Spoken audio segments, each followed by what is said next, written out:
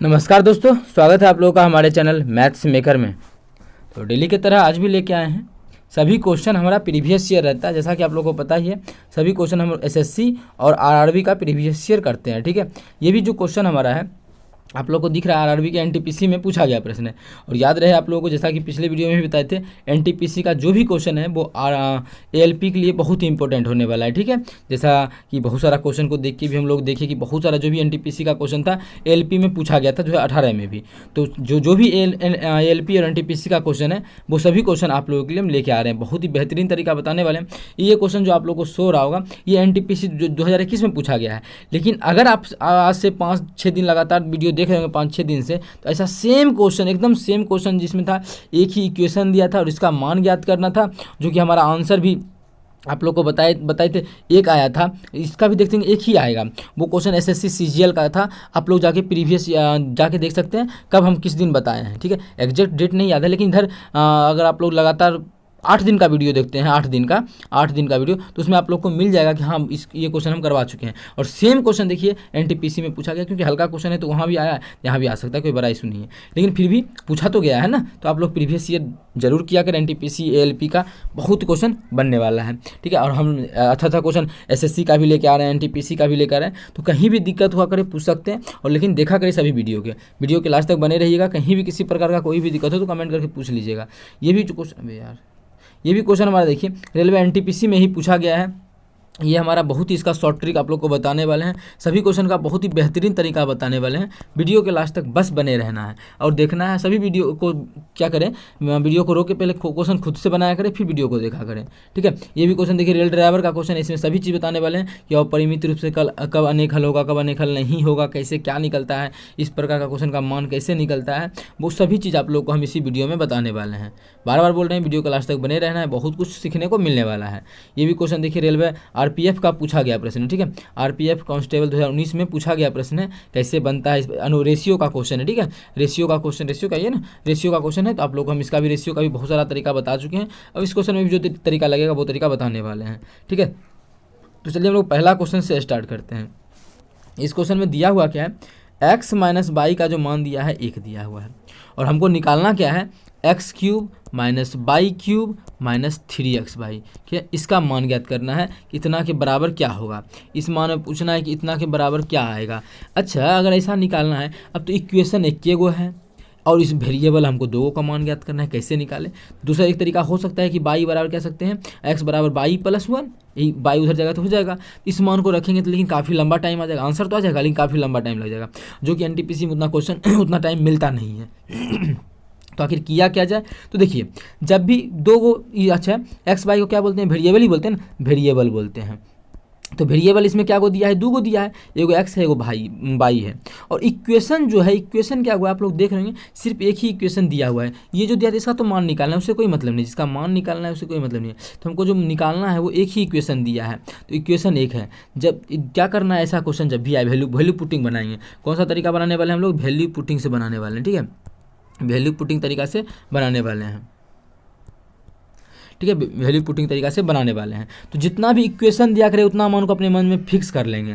तो 2 को वेरिएबल है, इक्वेशन एक गो है, इसका मतलब एगो मान को फिक्स कर लेते हैं जिसको भी मन करना है, और दूसरा मान को जो मन करे वो मान सकते हैं। यही क्वेश्चन सेम था, इसीलिए आप लोग को जो मन करे 0 मान के बनाए थे और 5 मान के, 5 या कोई और मान के बनाए थे आप लोग को समझाने के लिए। लेकिन यहाँ पे सिर्फ और सिर्फ हम एक ही चीज़ मानेंगे, ठीक है। कोई तो क्या करते हैं, किसको मान लेना है, एक वेरिएबल को फिक्स करना है, तो हम x को फिक्स कर देते हैं। जब x को फिक्स कर देते हैं तो y को जो मन करे वो मान लेना है। तो सबसे आसान मान होता है 0 माना, तो मान लिए। जब y को 0 मान लेंगे तो यहाँ पे 0 रख लेंगे, तो इस मान को रखने से x का मान अपने आप निकल जाएगा कितना, 1, ठीक है। इसलिए हम 1 को फिक्स किए, क्योंकि दूसरा मान तो रखेंगे तो जो जिसको फिक्स किए वो खुद निकल जाएगा। जो भी मान आया उस मान को रख लीजिए। y का 0 है मतलब ये तो खत्म हो जाएगा। जब y का हमारा 0 है तो इस मान में तो रखने के बाद क्या हो जाएगा, ये मान हमारा खत्म ही हो जाएगा, तो ये हमारा हो जाएगा खत्म। तो y 0 हो गया, आप आ जा छोटे, ये खत्म हो जाएगा। यहाँ भी बाई 0 रखेंगे तो हमारा ये भी मान खत्म हो जाएगा। सिर्फ x का क्यूब बचेगा, तो x का तो मान हमारा कितना 1 है, मतलब 1 का क्यूब बचेगा, 1 का क्यूब हमारा 1 होता है। तो इसका हमारा कितना आ जाएगा, इस क्वेश्चन का आंसर 1 हो जाएगा, जो कि ऑप्शन डी में है। किस में है, ऑप्शन डी में है। तो ऑप्शन डी हमारा बिल्कुल करेक्ट आंसर हो जाएगा। कौन सा ऑप्शन, ऑप्शन डी। उम्मीद करते हैं दोस्तों समझ में आ गया होगा। कहीं भी किसी प्रकार का कोई भी दिक्कत हो किसी भी क्वेश्चन में कमेंट करके पूछ सकते हैं। ये आपका अपना चैनल है मैथ्स मेकर। अगर अच्छा लगता है, क्वेश्चन समझ में आता है तो अपने सभी दोस्तों दोस्तों के साथ इस वीडियो को ज़्यादा से ज़्यादा शेयर करें। अगर आप लोग चैनल पे नए हैं तो हमारे चैनल मैथ्स मेकर को सब्सक्राइब कर लें। तो देखिएगा हमारा अगला क्वेश्चन है क्वेश्चन नंबर 2। ठीक है, देखिएगा क्वेश्चन नंबर 2 क्या है। यदि वस्तु को 7% लाभ पर और 6% हानि पर बेचने पर प्राप्त विक्रय मूल्यों का अंतर 104 रुपया है, तो वस्तु का क्रय मूल्य निकालना है। ठीक है, क्या निकालना है, वस्तु का क्रय मूल्य निकालना है। तो देखिएगा कर क्या सकते हैं इसमें, अगर मानिए कोई वस्तु का हम मान लेते हैं कि CP 100 है। ठीक है, देखिएगा बहुत ही बेहतरीन तरीका, शॉर्ट तरीका से निकलने वाला है इस क्वेश्चन का सॉल्यूशन, क्योंकि बहुत लॉन्ग तरीका, लॉन्ग में उस तरीका में हम लोग नहीं फंसने वाले हैं लॉन्ग में। ठीक है, इसको शॉर्ट तरीका से कैसे निकालेंगे वो देखिएगा। ठीक है, तो मान लेते हैं इस वस्तु का जो CP है, क्रय मूल्य जो है वो कितना है, 100% है। कितना, 100% मान लिए। ओके, इतना में किसी को किसी प्रकार का कोई भी दिक्कत हो नहीं होना चाहिए मानने में। एक्स वाई तो मान नहीं रहे, जो बड़ा इशू होगा मान लिए।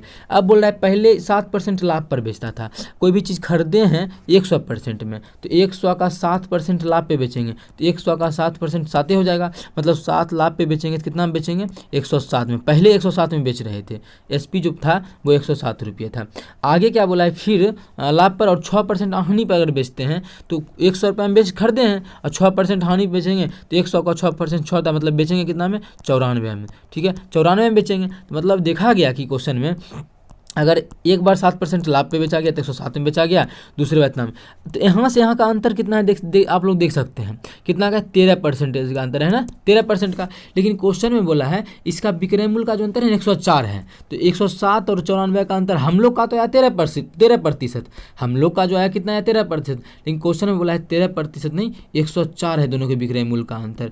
दोनों के विक्रय मूल्य का जो अंतर है वो कितना है, 104 है। जब 104 है, अगर यहाँ से काटे तो 1% का मान आ जाएगा, 1% का मान क्या आ जाएगा, तेरे कितना होता है, 13 7 91, 13 8 104, 8 आ गया।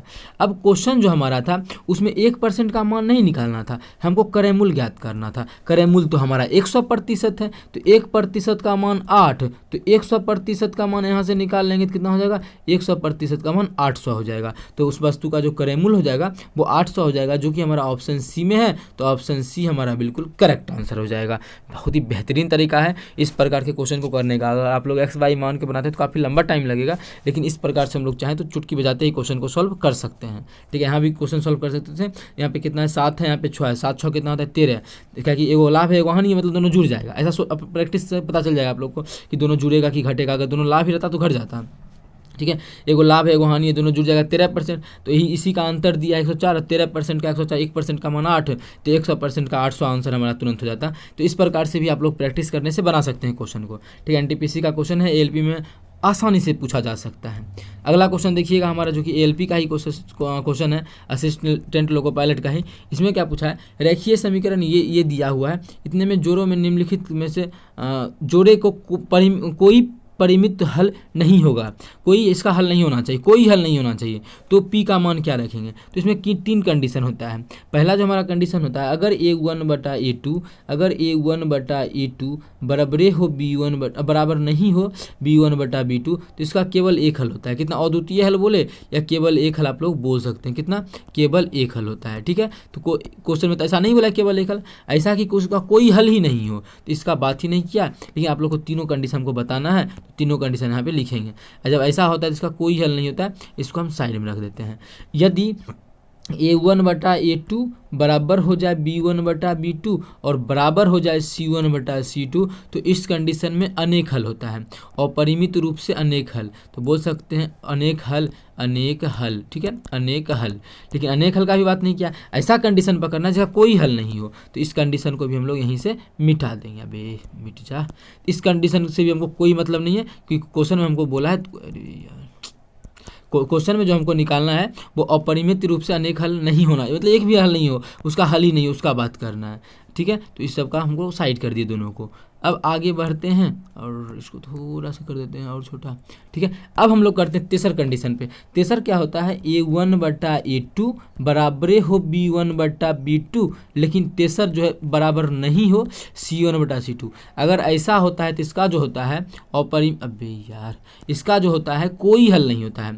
ठीक है, एक भी इसका हल नहीं होता है, इस कंडीशन में कोई हल नहीं होता है। क्या होता है, बोल सकते हैं कोई हल नहीं। क्या होगा इसका, कोई हल नहीं होगा। ठीक है, तो इसी में बोला है कि ऐसा क्या मान रख दे कि पी का, यहाँ पे पी है ना, पी का कि कोई हल नहीं होगा। तो इसको कंपेयर कर लेते हैं, करेंगे क्या, तो क्या A1 बटा A2, A1 हमारा कितना है देखिए, तो इस समीकरण का लेंगे तो 3 हो जाएगा, 3 बटा A2 कितना है, A2 तो यहाँ पे P शो हो रहा है, तो A2 हमारा P है, बराबर B1 बटा B2, B1 1 है, यहाँ देख सकते हैं 22 से पहले होता है B1 होता है, और यहाँ पे 22 से पहले 2 है, तो B1 बटा B2 2 है, बराबर नहीं होना चाहिए C1 बटा C2, मतलब 5 उधर है, इधर 1 है, तो 5 बटा 1 हमको सॉल्व करना है, तो सिर्फ इस दोनों से सॉल्व हो जाएगा।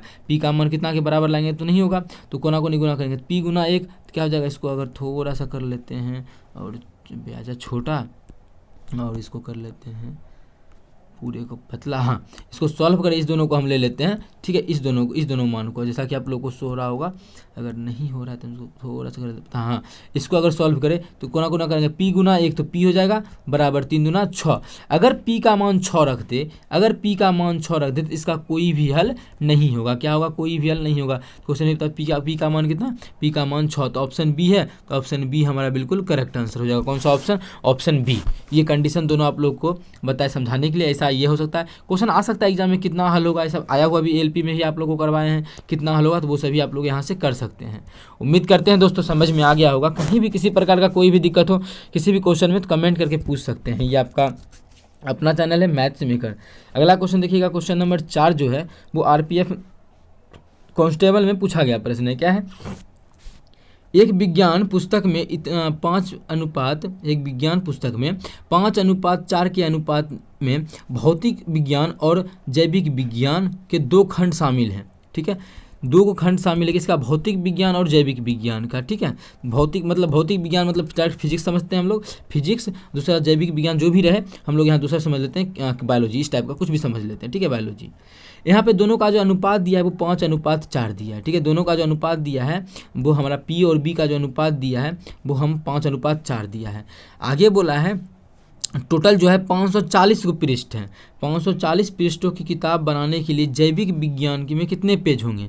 टोटल जो बनाना है कितना, 540 को बनाना है। अनुपात 540 ही पेज होना चाहिए ना, लेकिन अनुपात में देखा जाए क्या, कितना अनुपात में पेज होना चाहिए, 5:9 अनुपात में पेज होना चाहिए। कितना, 9 अनुपात में पेज होना चाहिए, एक्चुअल में 540 पेज होना चाहिए।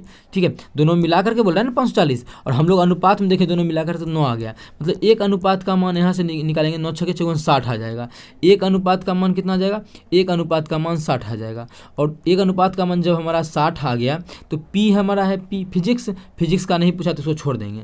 हमको पूछा जैविक विज्ञान हमारा B का मान है, तो एक अनुपात का मान 60 आ गया, तो यहाँ तो 4 अनुपात में है, एक अनुपात का मान 60 आ गया तो 4 अनुपात का मान 6 चौके 24। इसका मतलब है जैविक विज्ञान बनाने के लिए 240 पृष्ठ की आवश्यकता होगा, जो कि हमारा ऑप्शन बी में है, तो ऑप्शन बी हमारा बिल्कुल करेक्ट आंसर हो जाएगा। कौन सा ऑप्शन, ऑप्शन बी। उम्मीद करते हैं दोस्तों समझ में आ गया होगा। डेली हमारे चैनल पे सुबह के 6 बजे और शाम के 7 बजे, सुबह के 6 बजे और शाम के 7 बजे मैथ्स का वीडियो आता है, आप लोग जरूर देखा करें। बहुत कुछ सीखने को मिलेगा, बहुत कुछ नया देखने को मिलेगा। सभी क्वेश्चन का पैटर्न बताते हैं, किस प्रकार से वैल्यू पुटिंग बना सकते हैं। एज का क्वेश्चन आज तक हम एक्स बाई मान के बनाए ही नहीं है, किस प्रकार से बनाएं, चाहे SSC CGL का हो, CHSL का क्वेश्चन हो, तो बहुत सारा बेहतरीन तरीका बताते हैं। आप लोग को बिल्कुल समझ में आएगा, देखा करें डेली। ठीक है, चलिए मिलेंगे नेक्स्ट वीडियो में इसी प्रकार का बेहतरीन क्वेश्चन लेके। Thank you.